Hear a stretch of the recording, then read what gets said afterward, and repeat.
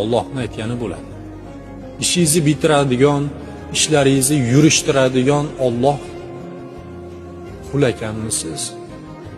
Tan olganmisiz shuni? Xotirjam bo'ling. Joningizni jabborga bermang. Sababini qilyapsizmi? Bugun bo'lmasa, ertaga albatta bo'ladi inshaalloh.